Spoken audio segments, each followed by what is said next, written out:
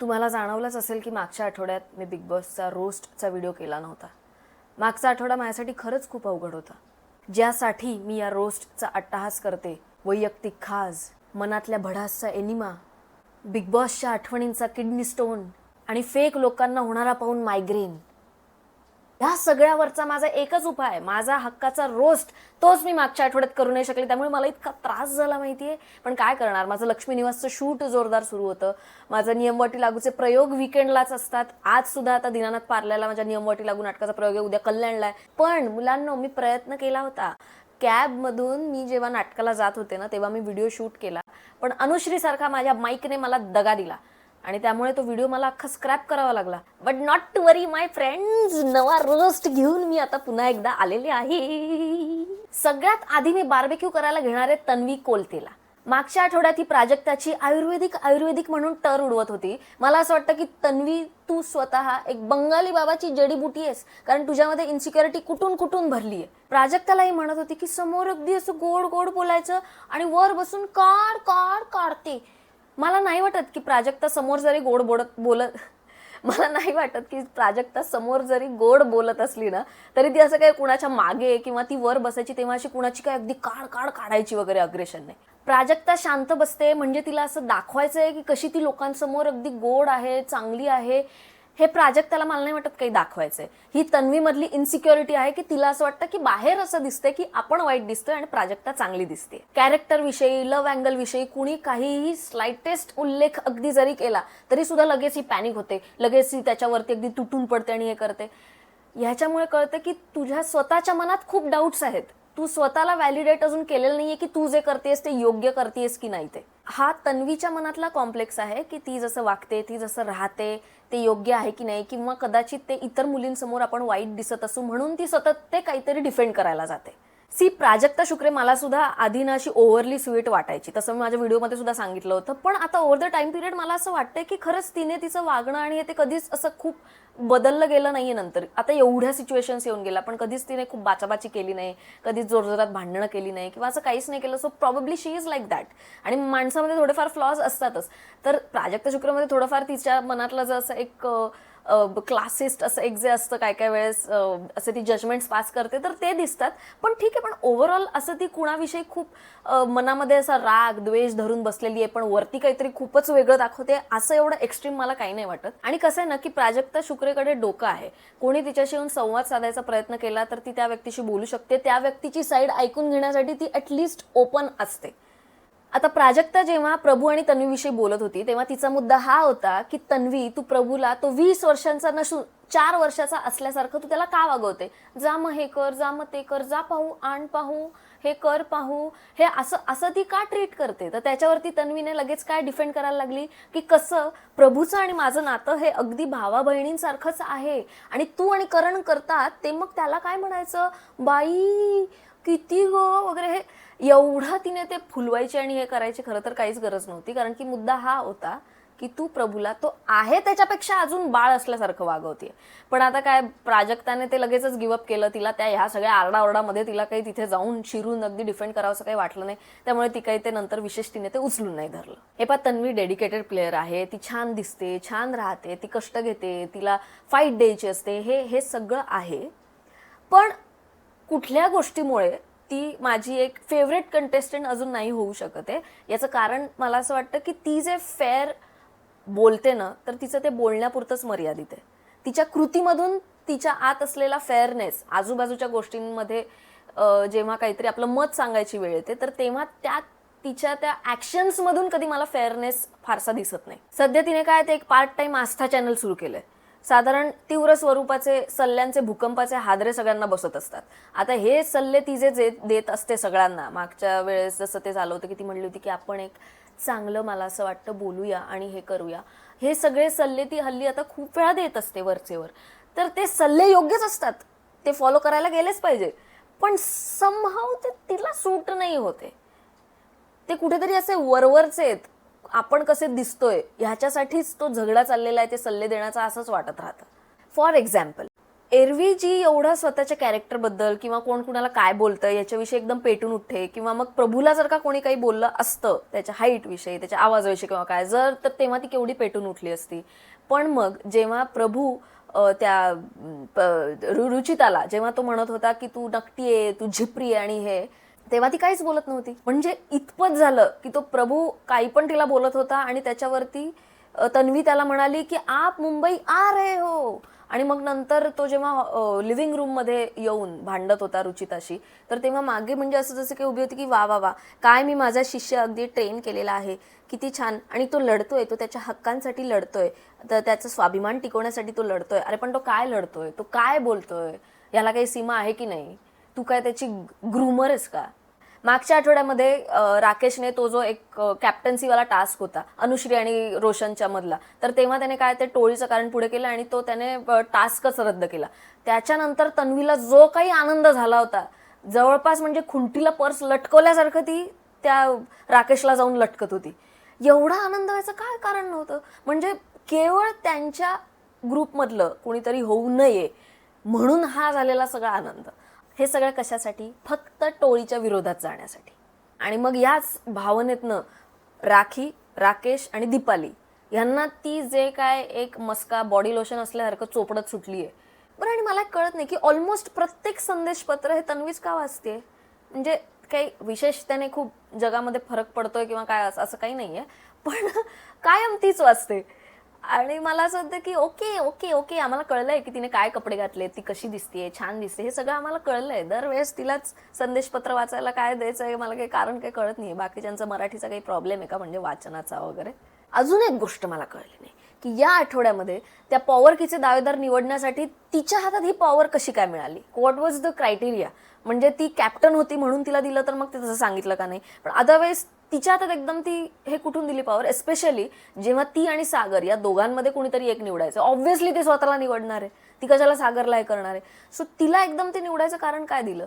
आणि ते जे 4 जण मध्ये राहिलेले होते, तर ते मग त्या मधल्यांचा तसा काही उपयोगच नाही झाला. ते पुढे निघून गेले, म्हणजे ते कुठे पुढे निघाले मला काही कळलं नाही. जर का माझं काही मिस झालं असेल माझ्याकडनं तर मला सांगा काय कॉमेंट सेक्शनमध्ये.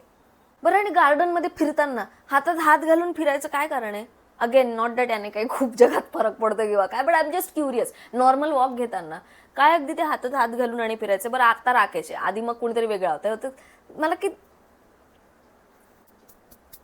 आता हा राकेश, तुम्ही समजा शूज घातले असतील, शूजच्या आत सॉक्स असतील आणि अचानक जर का आतमध्ये सॉक्स ओले झाले तर कसं इरिटेट होतं, तसं मला या राकेशचा गेम पाहून इरिटेट होतंय.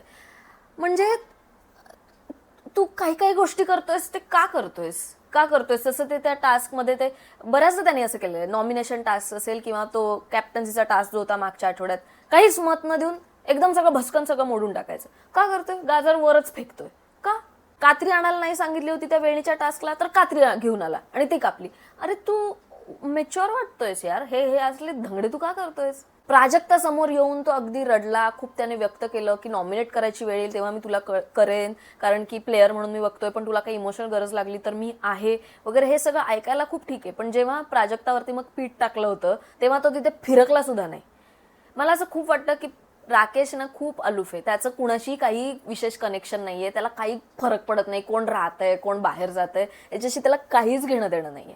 आता तो काय ती स्ट्रॅटेजी करतोय की रुचिताला तो स्वतःच्या साईडने वळवू बघतोय, तर आता बघूया ते किती वर्क होतंय ते. बरं, त्याला कॅप्टन्सी जाण्याचंही कधी असं काही विशेष दुःख नसतं. दीपाली ताईबद्दल मी काय बोलू यार, म्हणजे ती ना खरंच अक्षरशः सरळ आहे. तिच्या संगतीत जो कोणी असेल ती त्याच्या रंगाची होऊन जाते. तिचा गेम असा काही तिचा स्वतःचा वेगळा, तिचे वेगळे विचार काही नाही, ती सांत्वन करायला येते वगैरे, हे सगळं ठीक आहे, पण इव्हेंच्युअली ती कुठल्या ग्रुपमध्ये सामील आहे, कुठल्या व्यक्तीच्या सहवासात आहे, त्याच्यावरती तिचा स्टँड ठरतो. प्राजक्ता मला असं वाटतं की सध्याच्या सिच्युएशनमध्ये she is trying to make the most of it. म्हणजे फारसा कोणी तिला सपोर्ट केलं नाही आहे, कुणाची ती प्रायोरिटी नाही आहे, किंवा कुणाशी तिचं आता जे काय मैत्री होती करणची पण नेमका तोही बाहेर गेला, त्यामुळे तशी ती एकटी आहे. पण तरीसुद्धा ती डील करायचा प्रयत्न करते, काहीतरी जाब विचारते, हे असं का झालं, का केलं, पण मग तुझं काय प्लॅनिंग होतं, हे का केलं, या सगळ्या गोष्टी ती बोलतीये, विचारते आणि ते सुद्धा असं डिसेंटली ती या सगळ्या गोष्टी हँडल करते. सो खरं तर आता तिच्या समोर सतत एक बोललं जातंय की ती फ्लॉप आहे, किंवा तू अरे तू तिला काढायचं होतं, मला वाटलंच नव्हतं की तू ह्याला काढशील, तिला काढायचं ना.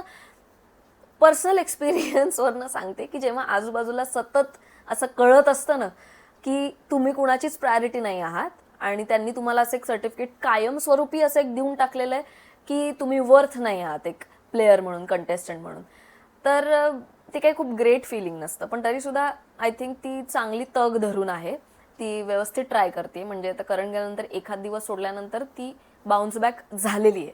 So I am really hopping की प्राजक्ताचा गेम अजून हळूहळू नाही, फास्ट अजून स्ट्रॉंग होत जाईल. आणि ह्या सगळ्या सिच्युएशनमध्ये ती जेव्हा लोकांशी बोलते तिथे कुठेही असं हाजी केल्याचं असं वाटत नाही की बाबा हा चल होला हो मिळवतीये, किंवा मग ती असं कुठलंच फेक रिलेशन काहीतरी तयार करायचा प्रयत्न करते असंही काही वाटत नाही. विशाल जो इतका आगाऊ आहे, जो इतका मास्टर माइंड आहे, त्याने बरोबर तिला कन्व्हिन्स केलं की रुचिताला कॅप्टन्सी म्हणून त्याच्यामध्ये जे आहे तर ते तू तिला ठेव. आणि याच्यामध्ये रुचिता काहीतरी बोलायला जात होती, पण मग विशालने बरोबर तिला हँडल केलं, थांब थांब थांब मी बोलतो. आणि त्याने मग प्राजक्ताला कन्व्हिन्स केलं की तुला कोण वाटतंय कॅप्टन व्हावंसं, रुचिता, अनुश्री, मग रुचिताला दे ना एक चान्स वगैरे, असं त्याने सगळं ते केलं. पण मला असं वाटतं की प्राजक्ताला हेच कळत असावं, पण तिला जरा त्यांच्यावरती एक कुठली तरी उधारी ठेवायची असेल, म्हणून ती मग नंतर म्हटली की पण मग मला या बदल्यात काय मिळणार. सो ठीक आहे, तसं तिने केलं. बट द प्रॉब्लेम इज विशाल, रुचिता, अनुश्री तर नाहीच नाही, ह्यांचा कोणाचा काही भरोसा नाही आहे. ह्या उधारीची ते अगदी परतफेड करतीलच असं काहीही सांगता नाही येत. त्यामुळे मला जरा तो स्टँड तिचा रिस्की वाटला. सचिन भाऊंचा गेम पण मला सेम वाटून राहिलाय, म्हणजे इन अ गुड वे. ते आता चांगलं बोलतायत, नडतायत, प्लस ते एंटरटेन सुद्धा करतायत आणि असं एक पर्सनॅलिटी म्हणून ते जरा पॉझिटिव्ह वाटतायत. त्यामुळे मला असं वाटतंय की ते असे अंडरडॉग कॅटेगरीमध्ये जे असेल तर ते अजून सरप्राईज करू शकतील. पण आता काय यार, तो थंड पाण्याचा मारा केला यार, 3-3, 4-4 वेळा झालं. कारण आता काय आहे की एकदा का कानफाट्या नाव पडतं तसं एक वाटचुक्या नाव त्या गेममध्ये पडलं की सगळेजण त्यांनाच नॉमिनेट करत सुटतात. म्हणजे आय अंडरस्टँड की त्यांना आतमध्ये असं वाटतंय की हे दिसत नाही, पण त्यांच्यावरतीच इतक्या वेळा तो थंड पाण्याचा मारा झाला, त्याच्यामुळे ते आजारी पडले असतील. यार प्लीज आता आजारी पडू नका कुणी पण, तुम्ही तर नकाच पडू सचिन भाऊ. अनुश्रीला पलटेश्वरी होण्यामध्ये जी काय एक मजा येते, म्हणजे ती जेव्हा सांगते की हो मी हे केलं, मग हां मग एकटी राहिले, हां ठीक आहे मी करेन ते मॅनेज वगैरे, हे सगळं करते, तेव्हा ऐकायला असं होतं की ही काय आहे, ही मुलगी कशाची बनलेली आहे. पण मला असं वाटतं की तिला जी आता त्याच्यामध्ये मजा येते ना, तर त्याचा पुढे जाऊन एक अवघड जागेचा गळू होऊ शकतो त्याचा. ती अनप्रेडिक्टेबल आहे, पण काही काही वेळेस ती अनरिझनेबल वागते. म्हणजे विशालला कॅप्टन नाही केलं, का केलं त्याच्या मागचं कारण, ती रडली बिडली ठीक आहे, तिचं असं म्हणणं की माझ्याकडे काहीच कारण नव्हतं, पण मग का केलं असं काही विशेष स्टँड तिचा क्लिअर होत नाही. पण अनुश्रीमधला प्लस पॉईंट हा आहे की जेव्हा तिच्या आजूबाजूला भांडणं घडत असतात तर तेव्हा ती आपली टोळी आहे का दुसऱ्या ग्रुपमधल्या किंवा काय, तसं ती काही त्याची भिडवाट ठेवत नाही. ती डायरेक्ट ती जाऊन बोलते की हे चुकलं, हे तू करायला पाहिजे होतं, हे तू नाही केलं. आणि मग लगेच विशाल वगैरे ऑफेंड होतात की यार सगळ्यांसमोर तू मला का बोलतेस वगैरे. मला मुद्दा काही कधी कळलाच नाही की त्या इतर लोकांसमोर तुम्हाला बोललं की लगेच एवढ्याचा त्रास का होतो. म्हणजे एकट्यात जाऊन वगैरे बोलणं आणि हे सगळं, अख्खं जग तुम्हाला बघते की तुम्ही चुकत असाल तर. आणि ती तिचा गेम जो आहे तर ती तो का बदलेल. तिला जर का दाखवायचंच असेल की मी सगळ्यांसमोर यांच्या अगेन्स्ट बोलू शकते, तर ती तेच करणार ना, ती कशाला तुझ्या एकट्याला जाऊन बोलेल. सो अनुश्री एक इंटरेस्टिंग प्लेअर आहे फॉर शुअर. ते राखीच्या रडण्यावरती जेव्हा ती हसत होती तर ते अंडरस्टँडेबल आहे की तिला हसू का येत होतं, पण थोडं तिने कंट्रोल करायला पाहिजे होतं. विशाल हा डोकेबाज प्लेअर आहे हे तर कन्फर्म आहे, क्लिअर आहे. त्याच्या स्ट्रॅटेजीज वगैरे या ज्या असतात तर त्या ऑन पॉईंट असतात वगैरे, सगळं ठीक आहे. पण तो प्रभूला जरा जास्त हडतूड करतो, ही पण फॅक्ट आहे. अति करतो त्याचा. काय त्याच्यावरती एवढा राग आहे मला तसं काही कळत नाही. म्हणजे समजू शकते मी की राग असू शकतो प्रभूवरती, पण इतका हसायचं काही कारण नाही आहे. पण आता ठीक आहे, आता कसं ते 15 अंड्यांची डील झालेली आहे राखीच्या समोर, त्यामुळे आता प्रभू फ्री आहे. Dobby is free. प्रभू आणि रुचिता यांनी आपापले मेंदू हे त्यांच्या सावकाराकडे गहाण ठेवलेले आहेत. प्रभूला असं वाटतं की तन्वीचा पदर पकडून पकडून आपण मस्त पुढे जातोय, बट यू नेव्हर नो, पदर पकडून ती तुला मुख्य प्रवेशद्वारापर्यंत नेईल आणि नंतर ती छान मस्त गेम तिचा कंप्लीट करेल. रुचिताने काय विशालला एक लोकल गार्डियन करूनच टाकलेलं आहे, त्यामुळे आता तिचा विशेष गेम असं काही राहिलाच नाहीये. त्यामुळे राहिलं काय, तंटे, फुटाणे, वाटाणे आणि शेंगदाणे.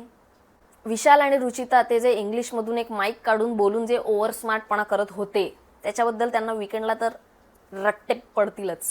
आणि राखीने फेकलेल्या पिठामध्ये स्वयं मी न्हावून निघाल्यामुळे त्या अनुभवातनं मी सांगते की राखीचा गेम हा तर काही वेगळा वाटतच नाहीये. राखीच्या बिग बॉसच्या गेमची ही एक 100वी आवृत्ती आहे की जी एक्झॅक्टली सेम आहे. काम न करणे, दुसऱ्यांवरती पीठ टाकणे, भांडी फोडणे, एवढंच. राखी विनोदी बोलते ही फॅक्ट आहे. तिचं टायमिंग अफलातून आहे. या बिग बॉसच्या खेळात जे मधल्यामध्ये राहिले ते राखी यांच्या भाषेत मोडते आणि नल्ले सुमडीत पुढे गेले. How do you know? या निर्णयाचा फटका आता दोन्ही टीमला लागणार.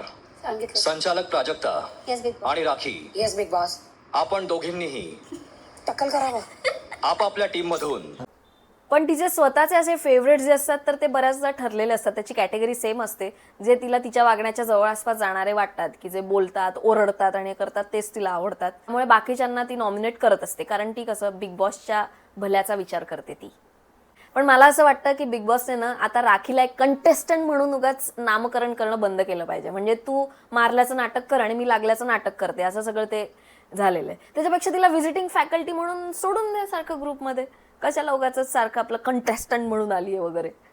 बरं, ती राणी काय झाली त्याच्यानंतर विशेषतः असं काही घडलंच नाही. ती बसलेलीच होती.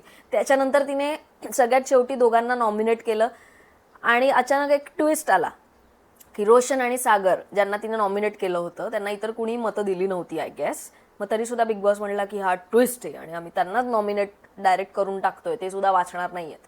सो असं एकदम तो ट्विस्ट आणला. आता ह्या ट्विस्टचा खरा अर्थ कदाचित वीकेंडच्या रिझल्टमधनं कळून येईल. मग बघूया वीकेंडला काय होतंय ते. त्यामुळे आता शनिवार रविवारी काय होणार आहे हे बघण्यासाठी मी सुद्धा उत्सुक आहेच. आणि बाकी ही रोस्टवती एक नवा रोस्ट व्हिडिओ घेऊन पुढच्या वेळेस तुम्हाला भेटणारच आहे. तोपर्यंत भेटूच.